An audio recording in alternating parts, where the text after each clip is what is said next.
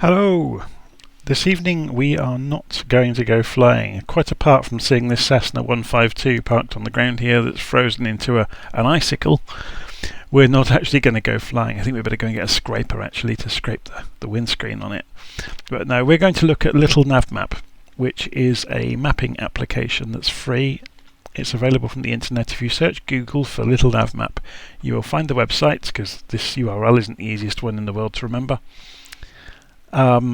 You will find the website and you can download the version of it for your operating system and install it. When you first run LittleNavMap, it provides a map on the screen. You may have heard people talking about LittleNavMap and wondered what all the fuss was about, or maybe you've installed it and it scared you to death with all the buttons and options and you were completely lost in how to use it. So I'm going to dive in and show you very quickly what it's for, and then we'll go and delve around and see how you can actually modify the program and use it for different things, and show you some of the features that are hidden away inside it that make it actually pretty awesome. Okay, so what is LittleNavMap for? I'm going to switch on some things straight away so we can see on the map. As I'm going to zoom in, we're looking at the UK here. It covers the whole world, but we'll get into how it does that in a few minutes. So we're going to zoom in on the UK and we're going to say, show us where our aeroplane is at the moment. So it's at Booker Airfield near High Wycombe in Buckinghamshire. So we're going to right click on Booker Airfield and we're going to say, make that our departure please, which it has done. And then say we are going to pretend to fly up to Sywell. We're going to right click on Sywell and set that as our destination. And you can see straight away the route has been drawn onto the map. But say, oh actually we didn't want to fly straight there though, we actually wanted to go via this VOR station DTY. So we can right click on DTY, which is Daventry, which that tells you here, and we can add it to our flight plan. So it's rubber banding the route around anything we put in the route. So we could go via the Compton VOR over here, right click, add the VOR, and you can see it's actually got it out of order now. So we can come over here and we can hold the control key down and move the sequence around, so we can move Compton up and down with the arrow keys. And when we do it, we see all of the bearings and distances changing on the flight plan. So this is where it really comes into its own. When I clicked that little yellow aeroplane, you could see a yellow aeroplane appeared on the map. That is me in Flight Simulator and it is live. If I was to start taxiing around, you'd see that yellow aeroplane moving. And if I was to click the icon next to it on the toolbar with the dotted line behind it, you would see a dotted line forming behind the aeroplane. We'll actually demonstrate that a little bit later. So this is what LittleNavMap is all about, being able to plan routes which you can then follow in the simulator, alongside the simulator while you are flying live. So you can, it works just as well for GA routes as it does for the commercial airliner routes, but we'll get into that. Oh, I've won an award for Xbox, apparently. Great, thanks a lot Microsoft. Okay, so to get rid of a route, we can go to the file menu and say new route and say no, we don't want to save anything. So how did we get all of this data into the map? Because bearing in mind this program will work for Microsoft Flight Simulator, for FSX, for P3D and for X-Plane. We have to go, when you first launch it, it probably won't have any of the data on its map. So you go to the scenery library menu, you select your simulator, which it will have detected automatically, and you say load scenery library, and this dialog pops up, and this will all say 0 to begin with, but then you just point it to where you've installed the simulator. It usually knows automatically, and you click load, and it takes a couple of minutes to do it, and you see these numbers increase as it does it.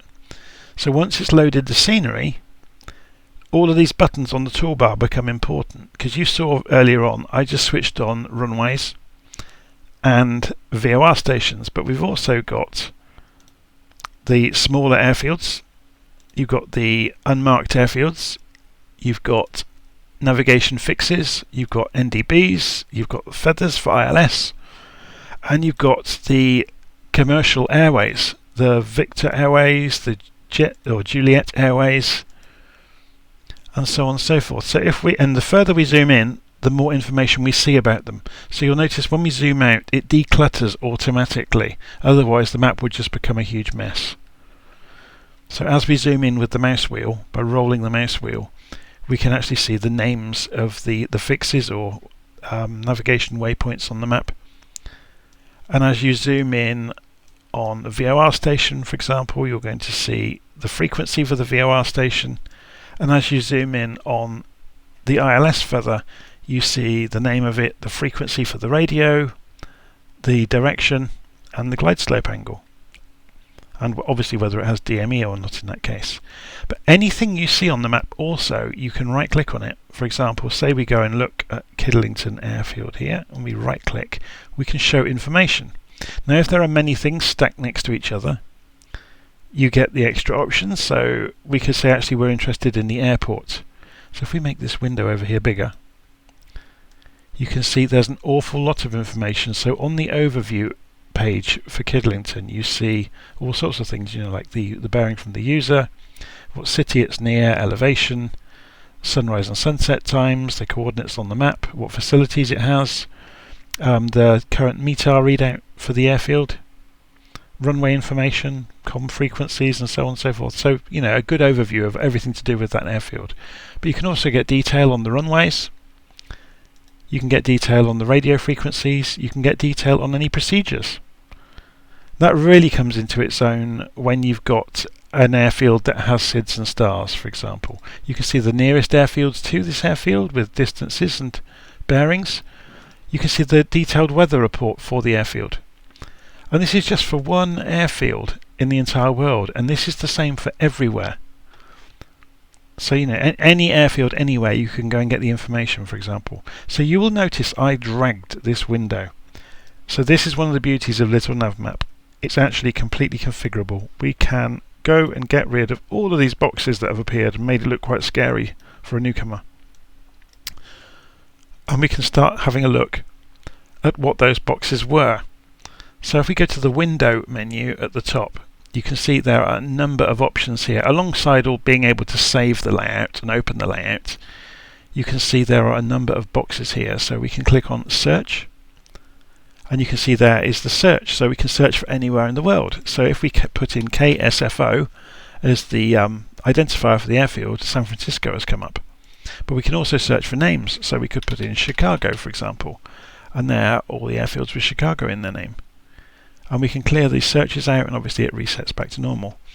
But this is just the search bar. We were looking for airfields. You can search for nav aids in the same way. You can see I looked for ROLSA recently, but all of them are in there. You can see there's 246,000 of them in its database. Procedures, so SIDS and stars, standard instrument departures and standard approach routes are searchable. User points, so you can see I have played around with Bush Talk Radio before, so it has a database which you can load in, which is good. That it has a logbook as well, which I don't tend to use. I tend to use Volanta for that. But the thing is, search doesn't have to live there at all. I'll get rid of that simulator aircraft again. So search doesn't have to live there. You can put it wherever you want. So you notice I dragged the window by the top bar of the window. I could snap it to any side of the window I like. So when I'm holding the left mouse button down and moving it around, the map animates to show me where it can put it. So I will put it over on the right hand side and let go, and it snaps into place. We don't have to be super accurate about it. So we might want to make that a bit narrower. So then we could say, okay, as well as search, we would like to have flight planning. So this is where it will list our waypoints that we program in when we right click on places and add them to the flight plan. So if we add Birmingham, for example, you can see it there. If we then added Durham Airport here and go and set that as the destination, so you can see our waypoints adding in. So we could right click on this VOR, add the Pole Hill VOR in, and so you can see them building up in the plan. And again, same as before, the flight planning window can either be free floating, which is fine. So if you had multiple screens, you could spread these out across multiple screens, or you can dock them into LittleNavMap itself, so they're all docked in nicely.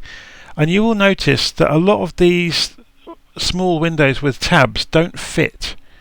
So you can actually, and you may not use a lot of the tabs, so you can actually, each sub window that has lots of options has a little folder icon in the top right corner, and you can choose which tabs you want to see.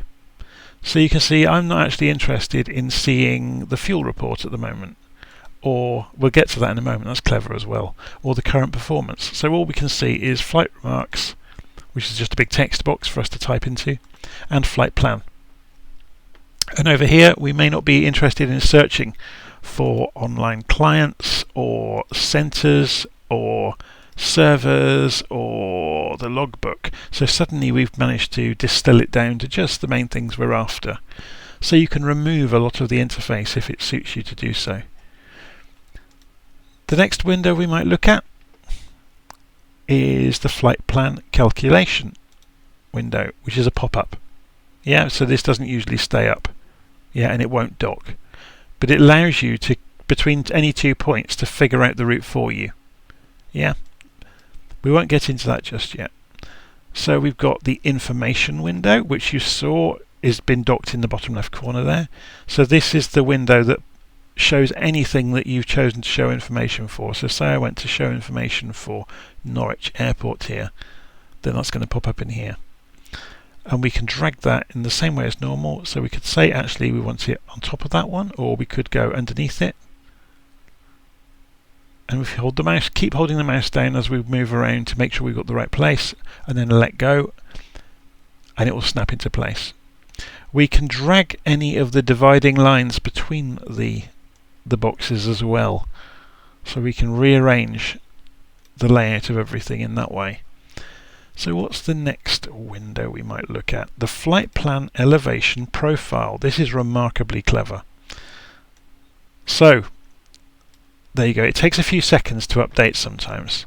So if we imagine taking an X-ray through the ground along the route that we have drawn, that is the elevation plot of the land directly beneath our flight plan, with our flight plan drawn over it. Now we have said here our cruise height was 1,500, so we're obviously going to hit a hilltop there. So if we said we want to go for 2,500, it redraws it to scale to show us our plot of where we're planning to fly up to, and where the hills will be beneath us along the way, along our route. And notice as I move the mouse along, you can see a blue circle moving over the flight plan line to show you where those hills are. So you can see here there are some hills here on the map. So something else that's really clever about LittleNavMap is, okay, this map really doesn't show hills very well. It kind of shows roads, and the reason for that is it's using a map called OpenStreetMap. We can drop this down and choose a different map. So if we went to OpenTopoMap, for example, and give it a chance to draw, and this map has got the contour lines on it. So you get choices of lots of different maps. There is an add-on you can install into LittleNavMap through the back of the program into its installation directory to get the Google Maps, which I usually use, to be honest. So in that case we could go for the Google terrain map, for example. And the only reason I use them is because they are very clear to look at. But if we went for Street Map for the moment, because it comes with it and it's free, so you can see it's very clear and quite clean to look at, and it's very fast to draw as well. There are some much simpler maps, so you've got Carto Light, for example, and Carto Dark, which looks a bit more like a radar navigation screen. So we'll go back to Street Map for the moment while we're talking about everything. So you will notice actually on this elevation profile it's got a rate of climb out of the departure airport. So how did it know that? We'll get to that in a moment. It's in the aircraft menu. But first of all, let's go and finish off looking at the options in here. So we've got simulator aircraft. So remember, this is going to be connected to Flight Simulator. So if we zoom into where we are on the map, if we click the little red icon up here, you can suddenly see there are simulator aircraft nearby. Or sorry, AI aircraft I should say. So clicking this button switched on the AI aircraft. So in other words, these are the aircraft. If we go and look in Microsoft Flight Simulator and move the view round, there are some other planes parked here. Those are those other planes that are parked there, that the simulator is injected in at runtime, that the simulator is controlling.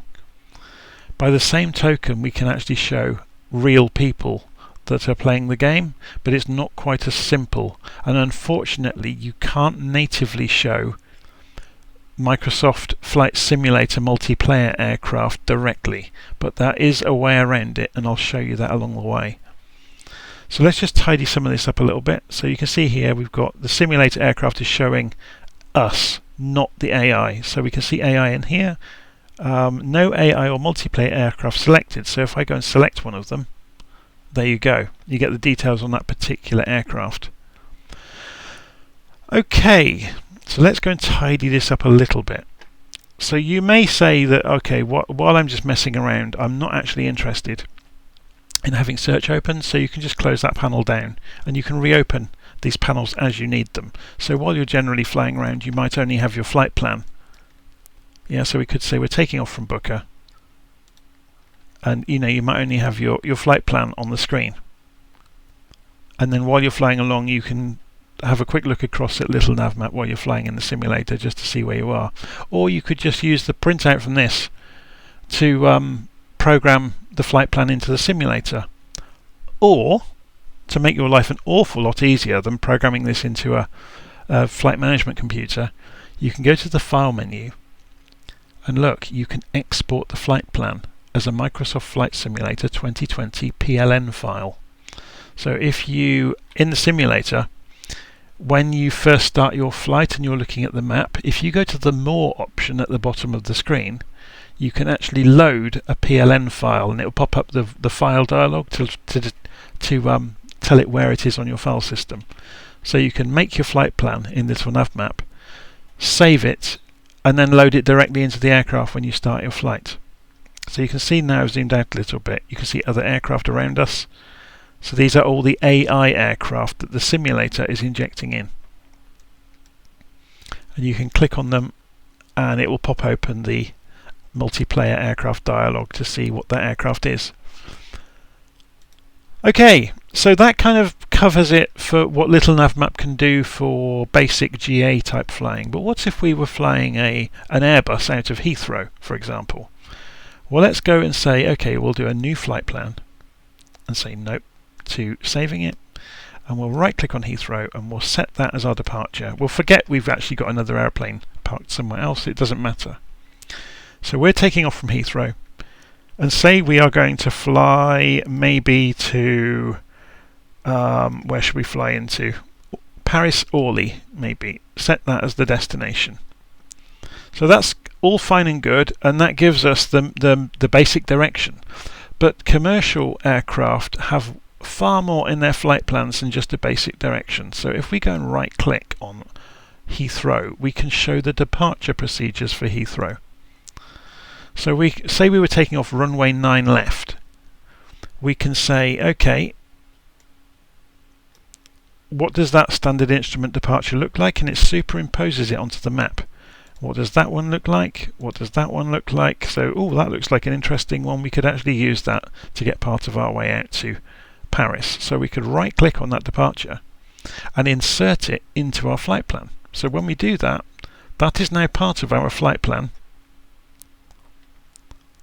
And now we've got the yellow part of the plan is where we don't have anything specifically planned yet, but it knows that that goes to the destination. So by the same token, we can go to our destination, we can right click, and we can show the arrival procedures for Orly. So you can see all the stars now for Orly. And you maybe notice at the top here you've got the wind direction and strength. That is what you are experiencing in the aircraft. It may not be what is at the place you're looking on the map. So it's important that you right click and show the information for Orly, for example, and then go and look at the weather, just to make sure what direction and speed the weather is. The wind is, to choose a destination runway, for example. Obviously, if you're using air traffic control, that all goes out the window, and we'll get to that. LittleNavMap can actually help with air traffic control as well. So if you're using something like VATSIM, it's got that built into it as well. Anyway, we are going to choose a way into Orly. So we show the arrival procedures for Orly, and in the same way, we can highlight one here, and we can see it drawing on the map where that procedure is on the map. So there we go, and we're just looking for one that's vaguely in the right direction for us, just for an example to show you. So we can use the arrow keys as well. They're all coming in from the east and the south, aren't they? There's nothing coming in from the northwest, which is a shame. Let's keep flicking through them. Hopefully we'll find something soon. If we don't, we'll just go with something vaguely sensible looking. Okay, let's just go with we want to choose, say, runway 24, don't we? Imagine if we were coming in from that side of the airfield. So let's have a look.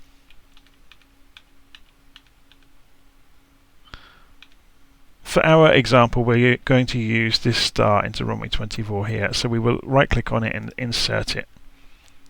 Okay, so notice you've got the standard approach route, but you've still not got the final bit into Orly. So say we were coming in for runway 25 here, so we can scroll further down and you can see the approaches.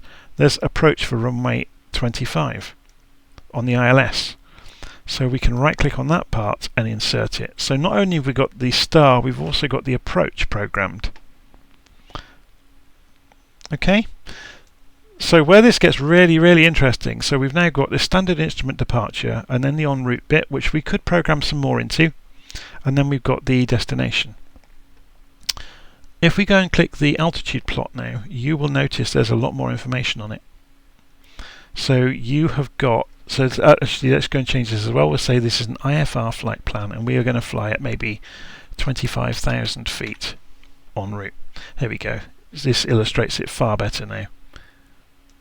So let's make this bigger so you can see it. It is now illustrating on the elevation plot the minimums and maximums for the various waypoints in the standard instrument departure and the standard approach route.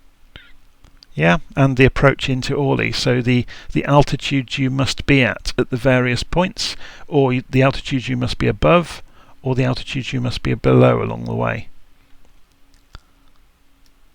So it gives you a very good visual representation, and while you fly the route, the yellow aeroplane will appear on here as well. So you'll see an aeroplane with a dotted line behind it if you have the dotted line switched on. Okay, so we've kind of looked at the standard instrument departures and standard approach routes for commercial routes. There's some other bits and pieces up here. Calculate a flight plan between the departure and the destination. So if you've got a long route and you think, oh, actually, is there a best way? Okay, this is only 145 miles, but let's try it and see what happens. When we click it, it says calculate from departure to destination. Cruise altitude is what we've already said. Airways, we'll just use the low altitude Victor Airways calculate. And there we go. So it's figured out, based on our altitude, the most appropriate route through the waypoints to get from the departure to the destination. So it's built the entire flight plan. So this is the same trick that something like SimBrief does behind the scenes and just presents you with a plan, but obviously in LittleNavMap we've got far more control to go and manipulate that plan afterwards and change it.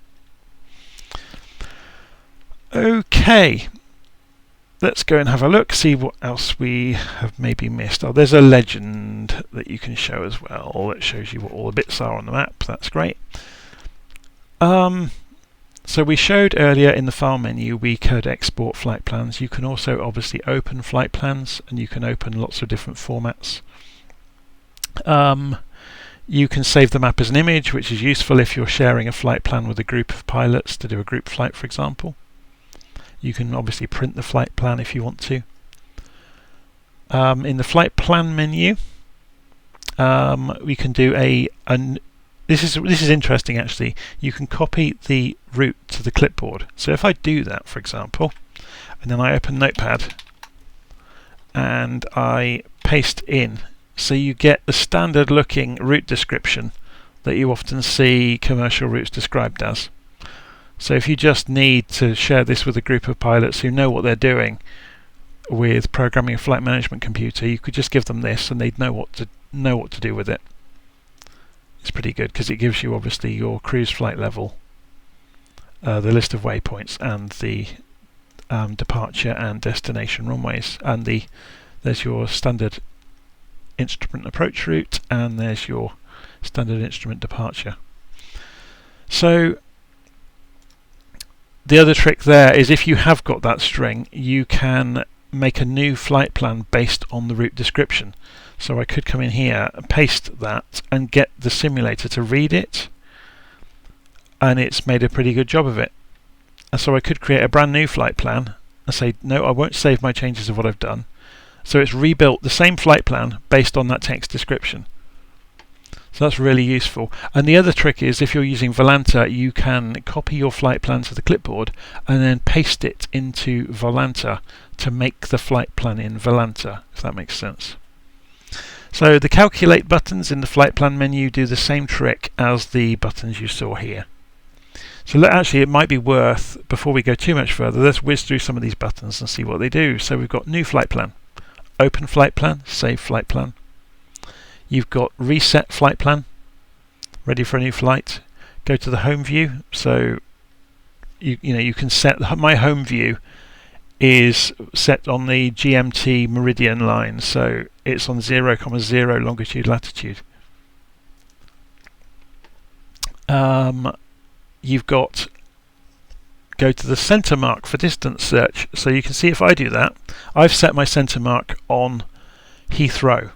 What this actually means is if we were, all you have to do to set the center mark is if you right click on an airfield, you go to more on the dialog and you can set the center for distance search, so it will just set that airfield to be the center. But the trick being there, you can then search for airports and you can use this distance dialog, and you can say I want to find airports that are between, for example, 500 and 600 miles any direction from Heathrow. So all of these airfields shown are the ones that are that distance from Heathrow. Does that make sense? So then I could double click on one of these to go have a look at it. Excuse me. So it gives you, if you're wanting to do a group flight over a particular range, or you've only got time to do a particular amount of flying, you could go and pick a route that's the right sort of distance that you want to do. Okay. This centers the route that you've programmed on the plan. This icon centers your aircraft on the map, and notice it stays switched on. So this is a toggle switch. When it's on, the screen will stay centered on your aircraft. So if you're flying in the simulator, it will carry on moving with it. If we have been flying around and we have a dotted line behind our aircraft that is scribbled all over the map, we can go and click on this icon here to remove the dotted line, to clean it up basically. If we've highlighted anything on the map, that will get rid of it for us. We can go back to last position so it remembers what you were looking at, which is really useful sometimes. We can zoom. Actually no, this is not zoom in and out. This is increase and decrease detail. It really comes into its own. Say you're zoomed out and you want to see more. You can do that if you want. Obviously you can make a complete mess of it. So by the same token you can remove detail just so you can see the aeroplanes, for example. And the middle icon here resets it back to default. So the next load of icons are the details that we saw earlier. So you can switch the airfields on and off, we can switch the small airfields on and off, we can switch off the unmarked airfields and turn them back on. You've got VORs, DMEs, fixes, feathers, Victor Airways, Juliet Airways. I forget what this one's for. Is it going to tell us? Tracks on the map. So I think that's if you've got VATSIM plugged in. I'd have to remind myself what that means by looking in the help documentation, which is very good. Okay, then we have user features, such as, so we'll say all. What the user features are, if we right click on an airfield, for example, we can say add some range rings. So when we zoom out, by default the range rings are quite big, but you can see there are these big red rings now, and they've got numbers on them at about their 4 o'clock position on the rings, saying how far each ring is. Yeah. So if we zoom a long way out, 100 nautical miles, yeah, they only go out to 100 as I've got them programmed. Did you notice the map keeps switching us back to be back on our aircraft? That was because this icon was on. So yeah, that's range rings. If we were, for example, to go and right click on this airfield again though, we can add the traffic pattern. So we can say, oh actually, so we'll have the traffic pattern for runway 24 please, and we want, yeah, left circuits, 3 nautical miles, 1 nautical mile downwind to runway, and say OK, and it's drawn onto the map for us a traffic pattern.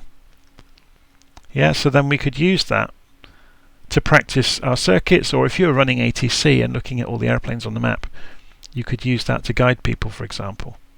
So you'll notice when you put some assistance on, you get a small circle in the middle of it. If you right click on that, you can then remove what you've done. So I've removed the range rings, and now I've removed the traffic pattern. Another trick you can do, so we saw we had our route here. Say we get to Nebru and we want to put a hold in at Nebru, so we can right click and we should be able to add a holding. There we go, at waypoint Nebru.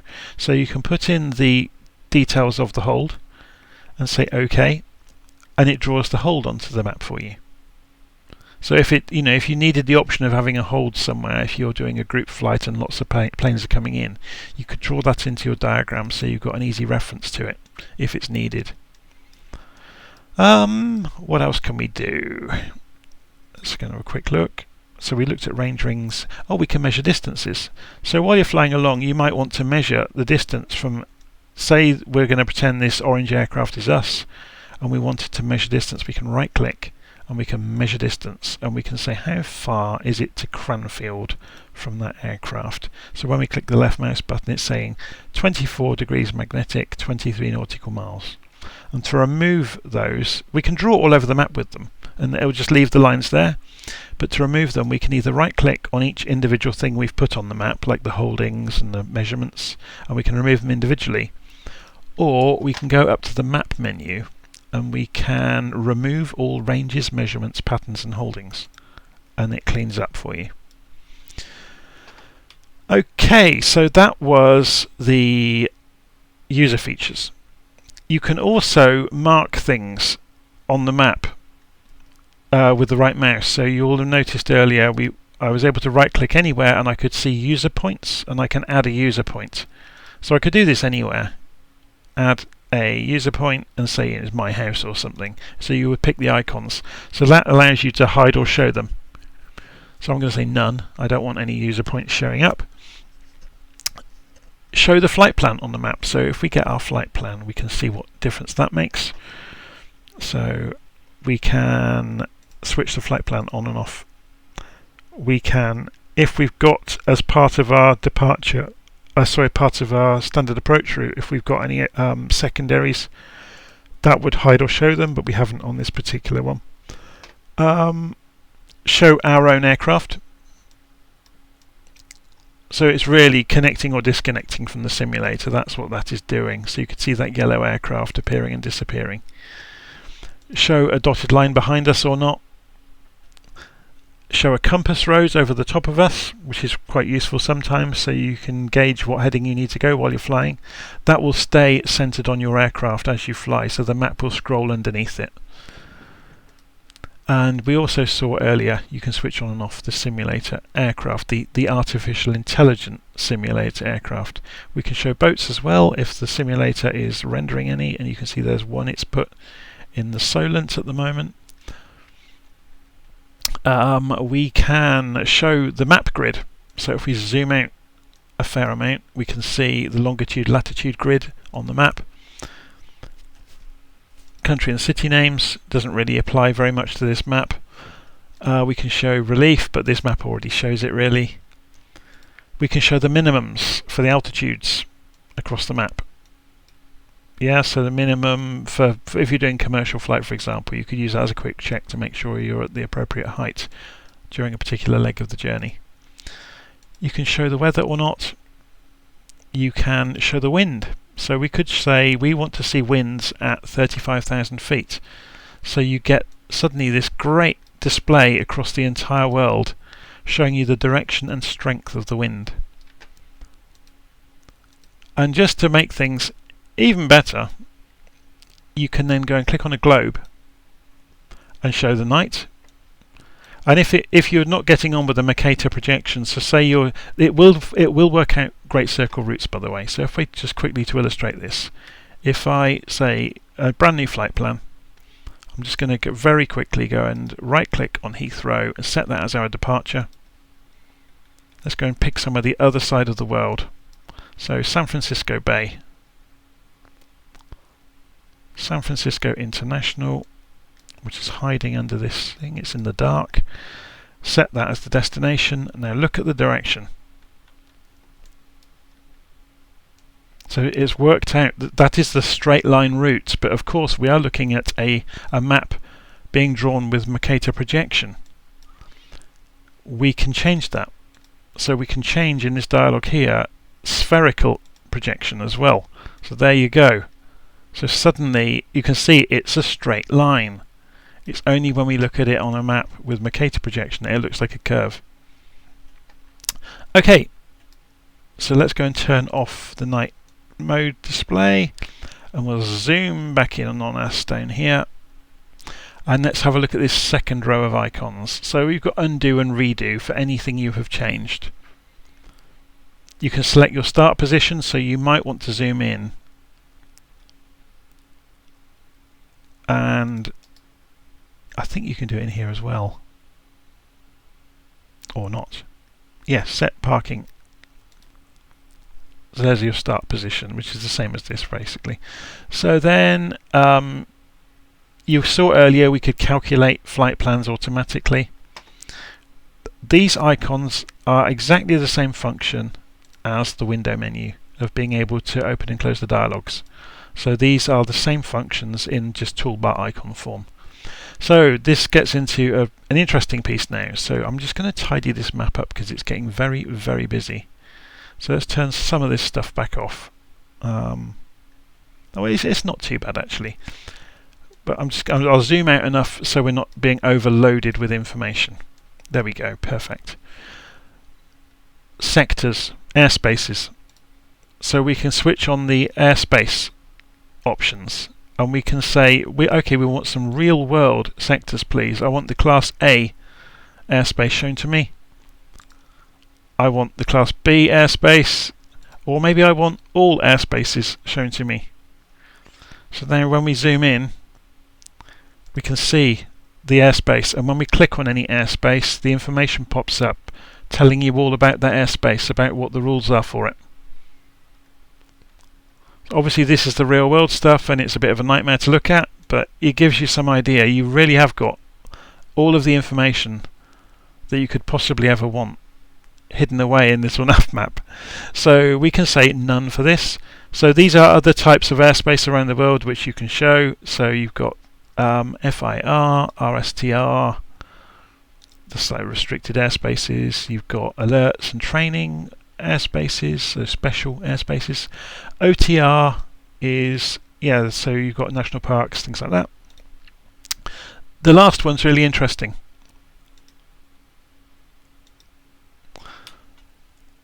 In fact, this design has changed since I last looked at it. So let's go and look at OTR again quickly, and let's say all, and we zoom out. What this is actually reflecting, in fact it's not doing it, is it? I was expecting it to show us online flying. I was expecting OTR to show us VATSIM. Unless it is and I'm just being a bit thick. Okay, so leave that for the moment.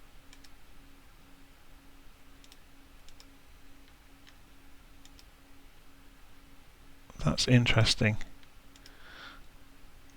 So if we go to the map, aircraft, scenery library, airspace libraries, here we go. Simulator, Navigraph and user. Load user airspaces. So maybe they've given up on having the VATSIM data in here. It certainly used to have it. So if anybody wants to chip in the comments with where that's gone, it'd be really interesting to find out. But let's just turn on centres. Unless this is the centres and there's just nowhere staffed at the moment. Scottish centre. Yeah, it's not showing them, is it? Anyway, the final thing I wanted to look at with LittleNavMap, quite apart from all this being able to judge, to show routes and sectors and things like that, is to show you how you can see other people that are playing Flight Simulator. So there are several options. If we go to the Tools menu and the Options panel, there is a world of things you can change about LittleNavMap. So quite apart from choosing what is rendered and how things are drawn, and what size the text is for labels, what style of text it is, there's no end of things you can change in here. We can show online flying aircraft, so we can show VATSIM, for example. So if we say apply and OK, you will notice a load of red aeroplanes have appeared on the map. Those are pilots flying in VATSIM right now. It only updates every couple of minutes, so it's not live. They're not like smoothly flying across the map, but it's good enough to know generally where people are. So you can see that this evening people are flying in and out of Heathrow. They always are. People are flying in and out of Manchester. They always are. And some of the hubs in Europe you'll obviously see. So underneath all of the labels, if we keep drilling down, you can see Frankfurt is busy this evening. So that's interesting. So do we actually, that's a good point. If now we've switched on VATSIM in there, does it show up anywhere here? So if we show centre, for example. Yes, it is. Okay, so I wonder if that was just me being a bit dim earlier. Let's go and try that out. Sorry for annoying you with this. So if we say none, OK. Yes, it's been linked. That's the major difference. So in Tools, Options, Online Flying, if we turn on VATSIM and OK, the sectors are now reflecting VATSIM controllers. So you can see circles that have appeared on the map. Those are controlled airspaces. So if we click on one, we can find out the name of the controller, the frequencies you can call them on. Yeah, so we can say here, this is the LFEE Center VATSIM being run by Corentin. So these are the actual names of the controllers that are looking after them. So here's another one like Ovidiu Postolash. That's probably I've horrendously pronounced his name. But there you go. So yes, that explains why we couldn't see those then. So you have to choose in the options menu to show VATSIM in online flying before the sectors will appear. Okay, you can do the same trick for IVAO, which is another air traffic control system. If you've not used VATSIM, it's a great piece of software. You install a piece of software called vPilot, and then that makes the radios in your aircraft in Flight Simulator come to life, and they actually operate as proper radios, and you can talk to real people using the VATSIM network with them. You have to go and join VATSIM. It's free. But if you're learning to fly in the real world and you want to practice your radio communication skills, then VATSIM is perfect. We have another option now. Notice there is a custom option at the bottom, and notice I have got a URL plugged into here. I help run a website called Virtual Flight Online, and there's a free piece of software I have written that's available to download from Virtual Flight Online called Transmitter. So if I say I don't want to show VATSIM, I just want to show the aircraft described in this from this URL, which gives you a data file, and to update them every 5 seconds. And so if I say OK, you will see some red aircraft have appeared here and there. These are people that are using Transmitter right now around the map. So if I was to zoom in down here, you can see there are some aircraft moving. If we give them a few seconds, it updates every 5 seconds, so that's what I've told it to do. But we can go and click on one, and we can see actually this is a Mudry Cap. It's a guy called Crazy Fox, and he's busy flying around. It gives you all of his details. We can see his altitude, and you can see that. That's something else to point out actually. When you're showing these aircraft, you can go into the simulator, go to Map Display 2, and you can choose the data you want to see on a given aircraft. So you can make it as as verbose or as terse as you want in terms of seeing details about the aircraft flying around. Typically you're interested in ground speed and altitude, or I am anyway. So yeah, these are actual real people playing Flight Simulator. They are running the Transmitter program, which is why we can see them. So the way Transmitter works, it broadcasts their data up to the internet, which is held onto by a server, and so then if you hit that URL via LittleNavMap in its online multiplayer settings, it reads all of their data at the same time that they are sending it. So we can see there's probably, there's some red aircraft down here, some people I know well. So you've got BAW 405, which is Roy, and you've got AWE 050 flying an Airbus H135 helicopter is Patrick. So there you go. So that is seeing multiplayer aircraft in Microsoft Flight Simulator in LittleNavMap. So all it requires is for each person to run Transmitter, and then anybody that's running LittleNavMap can pick them up on the map and see where they are. You can also go to a web location. Let's go and have a quick look at it. So virtualflight.online, and you can go to Transmitter and you can say who is online, and it gives you a table of who's online right now and shows you them on a Google map, and you can click on them to get more information about each person, or you can sort this table and obviously read through it. Notice it also shows the last landing rate that anybody has landed at. So you can see Muggs here had quite a heavy landing. You can see George here had a fairly standard landing.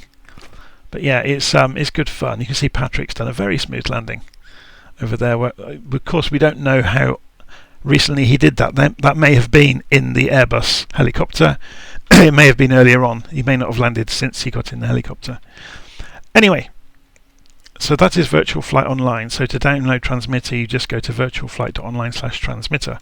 But we're getting sidetracked. There's one last thing I want to look at in LittleNavMap that really applies more to the commercial aviation than anything else, but we'll go have a look at it. You can open files that have got the aircraft performance statistics in them.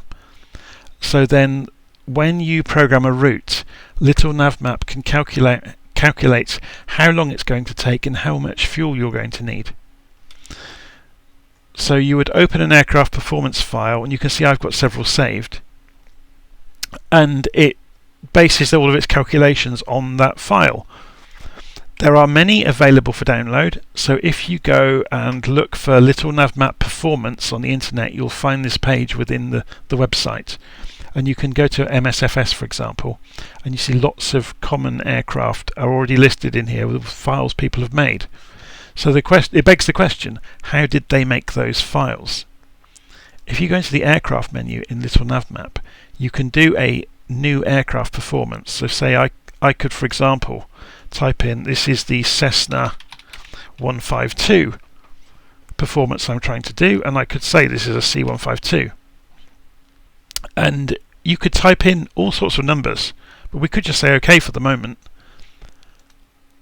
So we can see I've typed in my basics, but it's warning me it doesn't know enough to do anything anything sensible. So what we could actually do is restart aircraft performance collection.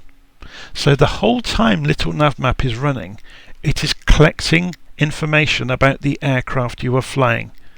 So restart zeroes it out to 0. So you'll start a flight with an aircraft you want to measure. You wipe the memory of LittleNavMap by clicking on that, and it's saying, are you really sure? Yes. So that's cleaned it out. We then go and do our flight. When we have finished our flight, we come back in here and we merge the collected performance information into the aircraft whose performance file we have loaded. Does that make sense? So while you're flying, it's figuring out, okay, what rate did you climb at? What rate did you descend at? How much fuel did you use while you were climbing? How much fuel did you use while you were descending? How long did it take you to taxi? How much fuel did you use while you were taxiing? So all of that gets recorded. So you might do 3 or 4 flights to get a nice average before you merge it. And that gives you very, very accurate information, not only on the aircraft being flown to its limits, but much more usefully, how much fuel are you going to use flying the aircraft the way you fly it. So I actually find that is really, really useful. And obviously once it has merged it, you can actually go and edit the performance. So you can come in here and you can fill in the numbers yourself. So you could look at a logbook, or the stats for an aircraft and fill this in off the top of your head, just looking at the stat sheets. But you can record it from the simulator so you get an accurate picture of that aircraft in the way you fly it. Okay, so that's LittleNavMap. It's fantastic and it's free, and I've never seen anything quite like it for a free piece of software. It's so full of features and functions. Even simple things like you can hover the mouse over the line that you have drawn. So say if we put some more waypoints in, so say right click here, add that to the flight plan, and then we could hover the mouse over this, and if I can remember how to do it, and we can, there we go, we can inject more waypoints and drag, a rubber band the flight plan around. But there's so much in here, it's so difficult to cover in one video. But hopefully I've given you a good overview of how you can make plans, how you can go flying, how you can see your friends, and how you can share the flight plans, because you can obviously export them. So there you go, that's LittleNavMap, one of the best pieces of software that you can use with Microsoft Flight Simulator. I'll stop there.